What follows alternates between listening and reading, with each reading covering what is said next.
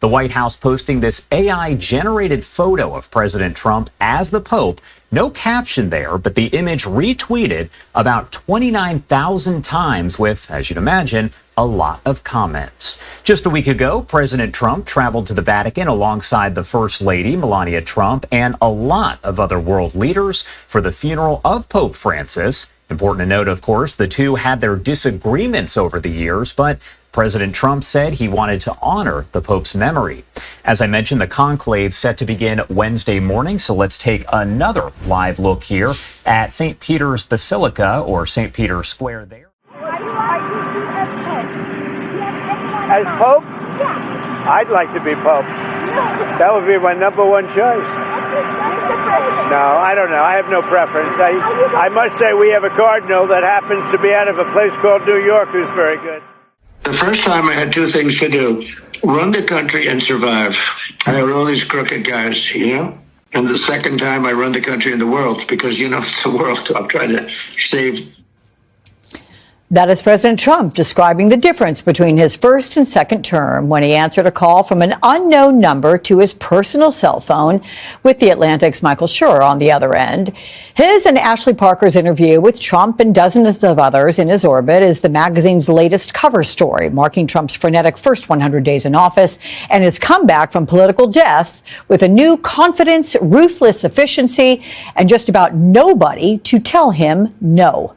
Joining us now, staff writer at The Atlantic, Michael Schur. And Michael, we're so glad to have you on this. You cold called the president bold, and he not only answered, he spoke to you after attacking you on social media. And we have just gotten the audio of some of this call. Let's listen together. Hello, is this? Hello. Hello, it's cool, right? This is Michael. Hello, is President Trump there? Who's calling? This is Michael Schur. I'm a reporter for The Atlantic. You wrote. Oh, I know who you are, Michael. I know who you are. You never write good about me, Michael. Never, ever. And we end today with First Lady Melania Trump. If you thought conspiracies about the Trumps were over, well, think again. The Melania body double saga has resurfaced, and this time it's the First Lady's appearance at Pope Francis' funeral that has everyone buzzing. From sunglasses to strategic hat placements, social media detectives are back in action questioning, is it really her or is it just another look-alike pulling the strings? Here's the story with more. In the grand edition of American Conspiracy Theories, another old favorite has made a dramatic comeback. It is the Melania Trump body double theory.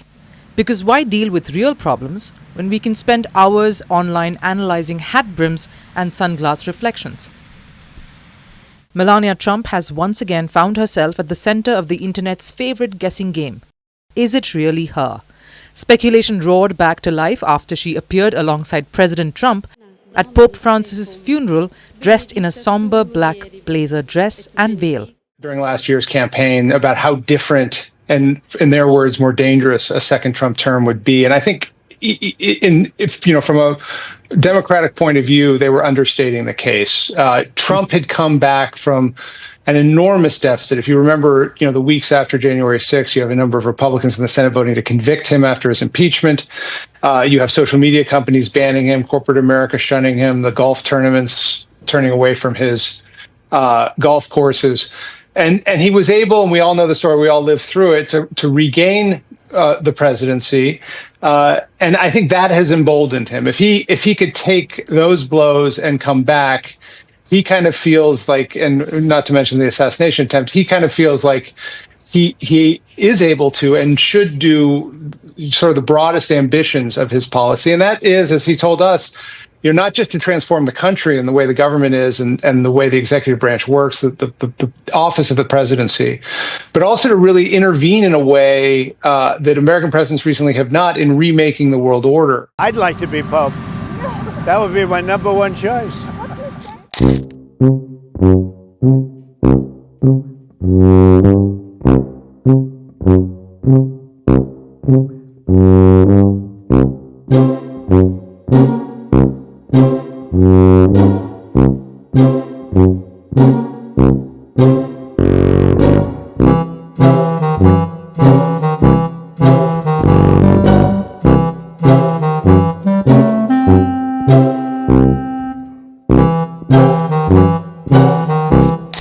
US President Donald Trump stirred fresh controversy this week after posting an AI-generated image of himself dressed in papal robes just days after joking that he would like to be the next pope. The digitally altered image quickly went viral, drawing both laughter and outrage online. The post came shortly after a reporter asked Trump who he would like to see succeed Pope Francis. As Pope? I'd like to be Pope. That would be my number one choice. No, I don't know. I have no preference. I must say we have a cardinal that happens to be out of a place called New York who's very good. So we'll see what happens. While POTUS and some of his supporters appeared to treat the remark and image as light-hearted, many social media users didn't find it funny. Instead, they saw it as disrespectful, particularly coming just ahead of the papal conclave scheduled for the 7th of May, when cardinals will gather in the Sistine Chapel to elect the next head of the Catholic Church. One user commented, "This is disrespectful to the Church and God himself. He's literally the Antichrist." Others echoed the sentiment with posts like, "This is disgusting and entirely offensive," and "This is extremely disrespectful and narcissistic. Republicans really voted for that." One particularly pointed response read, "How disrespectful to Catholics. That is what Trump and his maggots are all about. Disrespect and meanness and stupidity. How dare you mock the process we Catholics go through to pick a new pope?" A close ally of Trump, South Carolina Senator Lindsey Graham, added a twist to the spectacle. Taking a more playful tone, Graham wrote on X, "Excited to hear that President Trump is open to the idea of being the next pope. This would truly be a dark horse candidate, but I would ask the papal conclave and Catholic faithful to keep an open mind.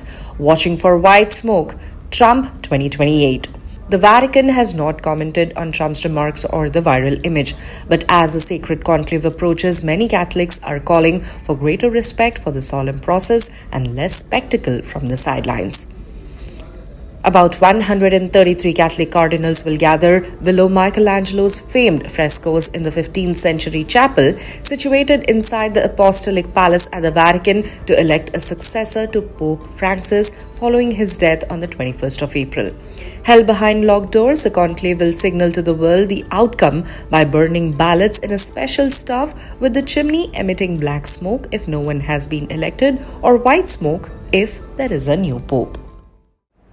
While the world mourned, a corner of the internet was busy mourning the apparent disappearance of the real Melania. Images from the solemn event spread quickly on social media, with users convinced that the woman beside the US president was an imposter. One user bluntly tweeted that it is not the real First Lady. Another user asked people to take a closer look as the woman seemed older. One even brought Putin into the conversation, while one user pointed out that the cheekbones and nose are off. One was of the opinion that it is US Vice President J.D. Vance. This reignited the long-standing theory that Melania occasionally sends a body double to handle public duties she would rather skip. The buzz only grew louder after footage showed Melania and Donald Trump boarding a helicopter earlier that day. The First Lady was seen hidden beneath a trench coat and oversized sunglasses, accessories that online sleuths claim are fake Melania moves. Of course, this is not Melania's first rodeo with body double rumors. Back when Donald Trump was sworn in for his second term, Melania's appearance, specifically her massive wide-brimmed hat, sparked another firestorm. Some insisted that the strategic angles and the dramatic headgear were designed to obscure the fact that it wasn't actually Melania at all. Ex-users had a field day, labeling her everything from the Hamburglar to anime villain, and even saying that she wore that hat to save herself from Trump's kiss. Inauguration Day quickly devolved into a live action "Where's the Real Melania" episode. For those unfamiliar, the body double theory appeared for the first time in 2017. Footage showed Melania in sunglasses next to Trump at a public event. Things got even stranger when Trump said at that time, "My wife Melania, who happens to be right here," prompting millions to wonder if she's right here, why point it out? So is Melania Trump a fan of a good old-fashioned decoy operation? Or are we all just one bad camera angle away from needing a hobby? While the world may never get a concrete answer, one thing's for sure: every time Melania steps outside, half of the internet grabs a magnifying glass and starts playing detective.